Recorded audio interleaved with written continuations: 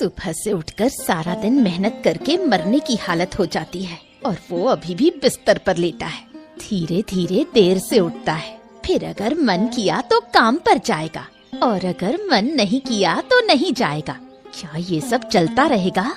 मैं तो अब तंग आ गई हूँ। जिंदगी में कभी कुछ नहीं पाया, किसी तरह एक पति मिला है और मेरी जिंदगी चल रही है।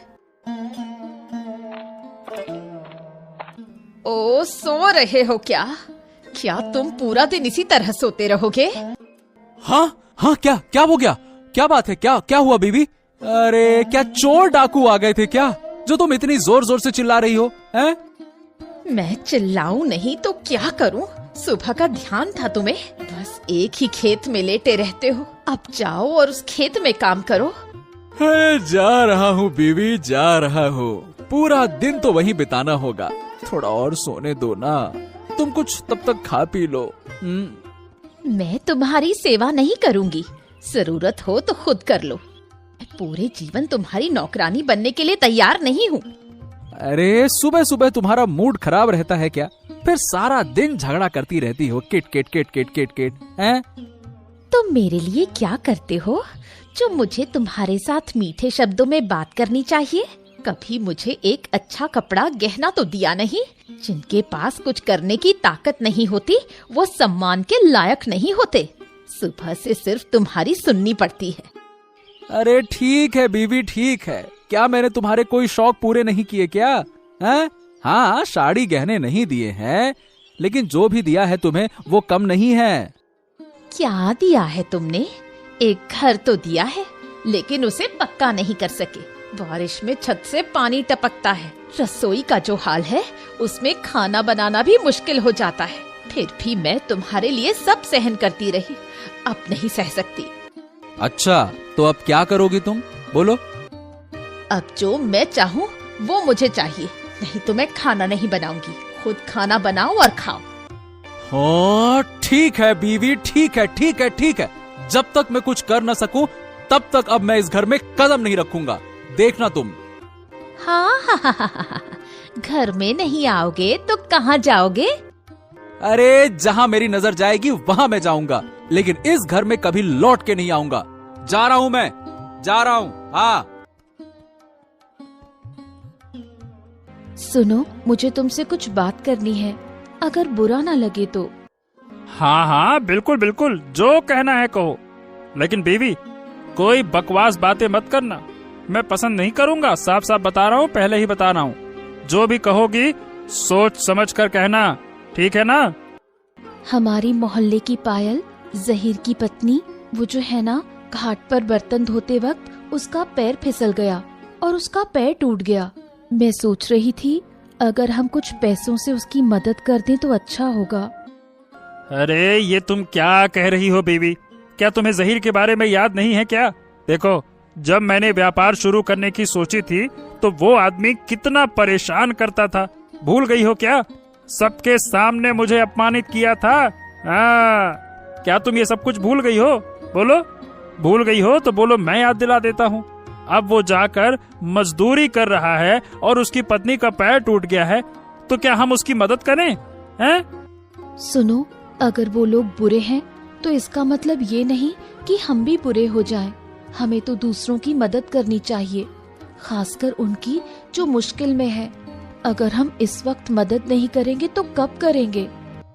है, पता नहीं, मैं तो बिल्कुल नहीं समझता कि तुम्हारा दिल इतना अच्छा कैसे है। अरे जो लोग तुम्हारे पीछे तुम्हारी हंसी उड़ाते हैं, तुम उन्हीं लोगों के दुख में खड़ी हो जाती हो। और क्या इस गांव के लोगों को कोई शिक्षा नहीं है? वो तुम्हारे बारे में बातें करते रहते हैं, तुम्हें पता भी नहीं है। मुझे पता है लोग क्या कहते हैं। वो कहते हैं कि मैं भोली हूँ। हाँ बीबी, वो यही कहते हैं। दरअसल हमारा अच्छा होना उन्हें नहीं भाता है।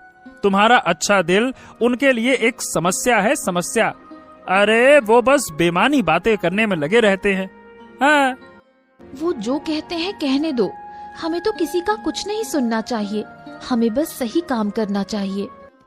हाँ ठीक है बीबी, ठीक है, तुम जो कहोगी वही होगा। मैंने आज तक तुम्हें किसी भी चीज को करने से रोकने की कोशिश की है क्या? नहीं की ना, और ना ही करूँगा। तुम्हारी जैसी पत्नी मिलना मेरे लिए सौभाग्य की बात है। तुम एक काम करो, जाओ पायल को मदद दे आओ, मुझे कोई एतराज नहीं है, ठीक है? और हाँ, अगर कुछ बाहर ले जाना पड़े तो मुझे बताना, मैं इंतजाम कर दूंगा, ठीक है ना? ठीक है, तुम खाओ। बात करते करते खाना ठंडा हो गया। बुआ, मेरे पैर में बहुत दर्द हो रहा है। थोड़ा दर्द तो होगा बेटा, पैर टूट गया है ना, ये दर्द तो जल्दी ठीक नहीं होगा। मुझे आयुर्वेदिक इलाज करने दो, थोड़ा सहन करो बेटा, नहीं तो ये दर्द जीवन भर रहेगा। तुम्हें पूरे जीवन के लिए ऐसे ही बैठना होगा। अब हर दिन आकर तुम्हारे पैर की देखभाल करना मेरी जिम्मेदारी है। लेकिन बुआ, आप मेरे लिए इतनी मेहनत कर रही हैं, मेरे पास आपको देने के लिए कुछ नहीं है। मैं आपको क्या कहकर धन्यवाद दूं बुआ? धन्यवाद देने की जरूरत नहीं बेटा, ये मेरा कर्तव्य है। तू मेरे गांव की बहन है, क्या तुम ऐसे ही दर्द में तड़पती रहोगी? तुम्हारा पूरा जीवन बाकी है। तुम्हारे पति को इस बात की खबर है क्या? उन्हें क्या खबर भेजूं बुआ, वो तो बाहर रहते हैं, और अगर खबर भेज भी दूं तो वो क्या काम छोड़कर यहाँ आ जाएंगे? ये सोचना भी बेकार है। हाँ बेटा, बाहर काम करने का यही नुकसान है। हमारे गांव में तो बहुत काम था। समीर ने अपना कारखाना खोल लिया था, वो वहाँ काम ले सकता था, लेकिन उसने ऐसा नहीं किया। तुम्हें यहाँ अकेले छोड़कर नहीं जाया जा सकता। तुम्हारे खाने पीने का बंदोबस्त करना होगा। जब तक तुम्हारा पैर ठीक ना हो जाए, कोई दूसरा उपाय सोचना पड़ेगा। क्या उपाय मिलेगा बुआ? मेरे पास तो कोई नहीं है, रिश्तेदार भी आएंगे ऐसी उम्मीद नहीं है, उनके भी अपने घर परिवार है। मैं तो बिल्कुल अकेली हूँ बुआ। ओ बुआ, आप यहाँ हैं? अच्छा हुआ। पायल, तुम कैसी हो? तुम गिर गई, मुझे पता चला। पैर में बहुत चोट लगी है दीदी, पैर का हाल बिल्कुल ठीक नहीं है। मैंने आयुर्वेदिक इलाज कर दिया है, जल्दी ठीक हो जाएगा। हाँ पायल बहन, तुम अच्छी तरह आराम करो। तुम्हारा ठीक होना बहुत जरूरी है, लेकिन तुम गिरी कैसे, ये तो बताओ। मैं गंदे बर्तन धोने आई थी, लेकिन घाट के पत्थर काई से ढके हुए थे, मुझे पता नहीं चला। पैर फिसलकर घाट पर गिर गई, पैर सीधे शाने से टकराया, फिर ये हालत हो गई। ओहो, एक छोटी सी लापरवाही के कारण ये हो गया। सुनो, तुम्हारे पति ने कहा है कि अगर तुम्हें किसी चीज की जरूरत हो तो मुझे बताना। दीदी, आप जो इस समय मेरे पास खड़ी हैं, वही मुझे बहुत खुशी दे रहा है। मुझे और किसी चीज की जरूरत नहीं है। जरूरत नहीं कहोगी तो नहीं सुनूंगी बहन। तुम्हारा पैर टूटा है, अब तुम्हारी देखभाल करने के लिए किसी को तो रखना पड़ेगा। अरे बुआ, आप तो अकेली हैं और आपको ये आयुर्वेदिक चीजें आती हैं। अगर आप कुछ दिन पायल के पास रहकर उसकी देखभाल करें तो कोई परेशानी होगी आपको? मुझे कोई परेशानी नहीं है बेटा, मैं पायल की पूरी देखभाल करूंगी, लेकिन मेरे पास ज्यादा पैसे नहीं हैं। इसके बारे में आपको चिंता करने की जरूरत नहीं बुआ, सभी दवाइयों का इंतजाम मैं कर दूंगी। आपको जो भी चीज चाहिए बस मुझे बता देना, मैं हर दिन जाकर चीजें दे जाऊंगी और तुम्हारा हालचाल भी ले लूंगी। पायल बहन, तुम बुरा मत मानना, मैं तुम्हारे पास रह सकती थी, लेकिन तुम समझ सकती हो कि मेरे पति को व्यापार के कामों के लिए जाना पड़ता है, इसलिए मुझे पहले से खाना और अन्य काम करने पड़ते हैं। दीदी, आप जो कर रही हैं वो कोई और नहीं करेगा। जिनसे मैं घाट पर बैठकर बातें करती थी, वो एक बार भी मेरी स्थिति को जानने नहीं आए। जैसे ही सुना कि मेरा पैर टूट गया है, तुरंत दूर हो गए। ये सब छोड़ो पायल बहन, सभी लोग एक जैसे नहीं होते। नहीं दीदी, आज मुझे बोलने दो। वो लोग दिन रात आपके पीछे बात करते रहते हैं, आपकी इस अच्छाई को वो पागलपन कहते हैं धनी पति की मूर्ख पत्नी। सच कहूँ तो मैं भी उनके साथ मिलकर यही सब कहती थी, लेकिन आज जब मैं खुद मुसीबत में हूँ तो मुझे समझ में आ रहा है कि कौन अपना है और कौन पराया। अब से अगर किसी ने आपको मूर्ख कहा तो हम सहन नहीं करेंगे। तुम शांत रहो पायल, जो लोग जो कह रहे हैं उन्हें कहने दो। उनकी बातों से मुझे कोई फर्क नहीं पड़ता। मैं हमेशा लोगों के संकट में उनके पास खड़ी रही हूँ और आगे भी खड़ी रहूंगी। अब तुम आराम करो, मैं कुछ पैसे बुआ के हाथ में दे रही हूँ, कल फिर आऊंगी। बुआ, अब मैं जा रही हूँ, ठीक है?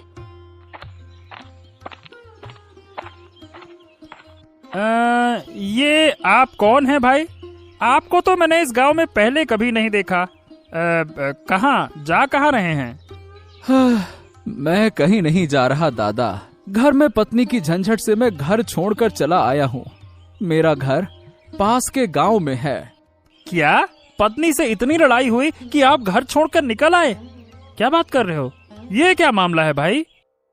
अरे क्या बताऊं दादा, मेरी पत्नी बहुत लालची है। हमेशा कुछ न कुछ मांगती रहती है और मुझे व्यस्त कर देती है।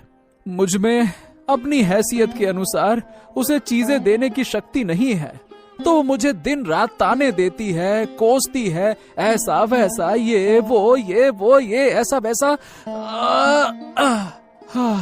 इसीलिए मैं गुस्से में घर छोड़कर चला आया। अच्छा, लेकिन घर छोड़कर जाना ये तो कोई उपाय नहीं हुआ। ये बताओ, आप काम क्या करते हो? मेरे पास एक छोटा सा खेत है, वहीं खेती करके अपना घर चलाता हूँ। मुझे माफ करना दादा, अब इस जमाने में सिर्फ एक खेत की खेती करके घर चलाना बहुत मुश्किल है। देखो, अब समय बदल चुका है, मांग बढ़ चुकी है। अगर आप समय के साथ नहीं चलेंगे तो घर में अशांति तो जरूर आएगी। इसमें पत्नी का कोई दोष नहीं है। तो आप कहना क्या चाहते हैं दादा, कि क्या सारा दोष मेरा है? मैं ऐसा नहीं कह रहा, लेकिन देखो, मुझे लगता है कि आपके खेत के साथ साथ आपको कोई व्यापार या नौकरी करनी चाहिए, नहीं तो आप हमेशा गरीब रहेंगे और ये बहुत बुरा होगा। तो अब मुझे क्या करना चाहिए दादा?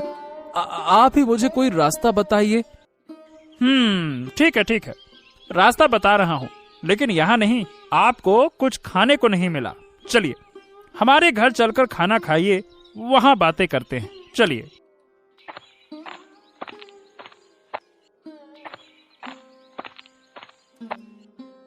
खबर सुनी है? पायल गिरकर पैर तोड़ चुकी है। क्या तुम एक बार हाल पूछने नहीं जाओगी? तुम तो पागल हो गई हो क्या रत्ना? इस समय कोई जाकर हालचाल पूछता है क्या? तो 4 दिन बाद चलेंगे, तब जाकर थोड़ी बातें करेंगे, पर अभी इस वक्त जाना बिल्कुल ठीक नहीं है।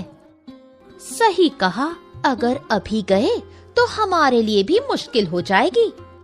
वो हमसे कुछ न कुछ मांगने लगेगी, पैसे की मदद, कुछ और। नहीं, हम ऐसा नहीं कर सकते। सुना है नीलिमा आज पायल से मिलने गई थी। वो तो अमीर घर की मूर्ख बहू है, वो जैसा करेगी वैसा करना। चली जाए मिलने, फिर देखेगी कि असलियत क्या है। वैसे वो बड़े लोग हैं, इस वक्त तो उन्हें किसी को पैसे से मदद करने में कोई परेशानी नहीं होनी चाहिए, लेकिन फिर भी पायल से मिलने जाना इस समय मूर्खता ही लगेगी। क्या करें, वो तो गरीब है। ऐसे लोगों को हमेशा कुछ न कुछ चाहिए ही होता है। सही कहा तुमने, मेरे पति ने तो मुझे मना कर दिया है पायल के घर जाने से, और अगर गई भी तो गरीबों जैसा दिखाकर 2 शब्द सहानुभूति के बोलकर जल्दी से वापस आ जाएंगे। जब हम दोनों जाएं तो साथ में जाएंगे। अच्छा, अब चलो पानी ले चलते हैं, खाना बनाने का वक्त हो गया है। हाँ, तो घर वाली ये बताओ कि पायल कैसी है? उसके पैर की हालत क्या वाकई बहुत खराब है क्या? बहुत बुरा तो नहीं कहा जा सकता, फिर भी ठीक भी नहीं है। हमारी बुजुर्ग महिला गई थी, पायल का आयुर्वेदिक इलाज किया है। मैंने उनसे अनुरोध किया कि जब तक पायल ठीक नहीं हो जाती वो वहीं रहे, और मैंने ये भी कहा कि हर दिन पायल को जो भी सामान चाहिए, खाना पीना, सब मैं भेज दूंगी। हाँ, तुमने सही किया घर वाली। इस समय लड़की के पास अगर माँ खड़ी हो तो उसका जीवन बर्बाद हो ही जाएगा। ओ दादा, एक बात कहूँ, आपके जैसे इतने अच्छे सोच वाले पति पत्नी मैंने कभी नहीं देखे। आप हमेशा दूसरों की मदद करने के लिए खड़े रहते हैं। सच में हम आपके साथ जुड़कर बहुत खुश हैं। फिर भी लोग कहते हैं कि मेरी पत्नी मूर्ख है, मूर्ख। देखो, मुश्किल वक्त में किसी के पास जाना नहीं चाहिए, नहीं तो लोग आपको मूर्ख कहेंगे। क्या कहेंगे? मूर्ख। अरे दादा, लोगों की बातों से क्या फर्क पड़ता है। घर वाली का दिल बहुत अच्छा है, इसी वजह से आप इतने सफल हैं। हाँ। अरे सिर्फ मेरी नहीं, तुम थोड़े ध्यान से सोचो तो तुम्हारी घरवाली भी तुम्हारी तरक्की ही तो चाहती है। और क्या चाहती है बताओ? दादा, मुझे तो लगता नहीं है। वो हमेशा मुझे ताने ही देती रहती है, ये नहीं वो नहीं, ऐसा नहीं। अरे भाई, तुम अपनी सोच बदलो, फिर देखोगे दुनिया के सारे लोग तुम्हें अच्छे लगने लगेंगे। तुम्हारी घरवाली तुम्हें ताने नहीं देती है, वो चाहती है कि तुम भी तरक्की करो। सभी लोग अच्छा जीवन ही तो चाहते हैं, और क्या चाहते हैं, और इसके लिए करनी पड़ती है मेहनत। पर दादा, मैंने आपको तो पहले ही बताया था, मेरे पास वो एक छोटा सा जमीन का टुकड़ा है, उसी से मैं क्या इतना खुशहाल जीवन जी सकता हूँ? बताइए भला। इसीलिए तो कह रहा हूँ, तुम मेरे मिल के काम में लग जाओ। महीने के आखिरी में अच्छा वेतन मिलेगा। देखना, धीरे धीरे तुम्हारा जीवन भी सुधरेगा, घर वाली की सारी इच्छाएं भी पूरी कर सकोगे और खुद भी तरक्की कर सकोगे। लेकिन दादा, क्या मैं कर पाऊंगा? अरे बिल्कुल कर पाओगे। सब कर रहे हैं तो तुम भी कर सकते हो। बस थोड़ा सा धैर्य रखना होगा और सही दिशा में काम करना होगा। घर में शांति रखो, घर वाली की बात सुनो। अगर कभी लगे कि वो कुछ ज्यादा कह रही है तो समझाओ और समझो। बेवजह लड़ाई झगड़ा बढ़ाने से सबका मानसिक तनाव बढ़ता है, समझे? हाँ, ये बात तो सही कह रहे हो दादा। आपके साथ रहकर मेरी तो पूरी सोच ही बदल गई। मैं तो हमेशा अपनी घरवाली को लालची समझता था। लेकिन अब समझ पा रहा हूँ कि वो मेरे भले के लिए ही ऐसा करती है। सच कहूँ, अगर वो लालची होती तो मेरे साथ नहीं रहती। लेकिन चाहे वो कितना भी कष्ट झेले, वो हमेशा मेरे साथ रही है। हाँ दादा, जो आपके दादा ने कहा वही करो। तुम भी अपने दादा की मिल में काम ढूंढो। किसी को ये मत बताओ कि तुम्हारे दादा ने तुम्हारी मदद की। बस चुपचाप अपने काम में लग जाओ। देखना, तुम्हारा घर बहुत खुशहाल होगा। और कभी कभी घर वालों को कुछ उपहार देना अच्छा रहेगा। गिन्नी, तुम ये बात मुझसे कह रही हो? इसका मतलब तुम खुद भी उपहार चाहती हो, क्यों?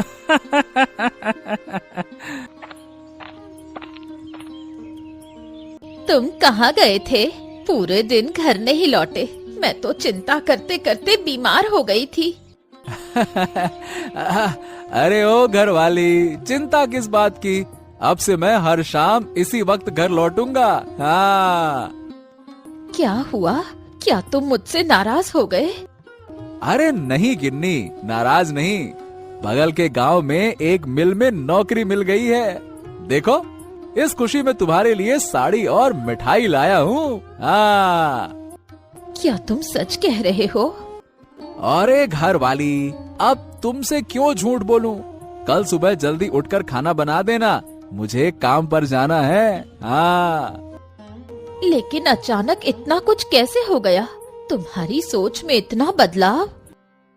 कुछ खास नहीं हुआ, बस मेरी सोच बदल गई, ऐसा समझो। इसका मतलब? इसका मतलब ये है कि मैं तुम्हें खाना खाते हुए समझाऊंगा, बस इतना समझ लो। लालची और मूर्ख, इन दोनों शब्दों का गहरा मतलब है।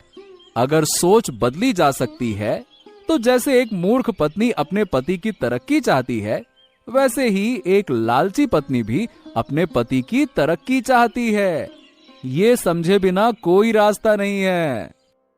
तो इनमें से मैं कौन सी हूँ? समझदार पत्नी या मूर्ख पत्नी? पहले वाली।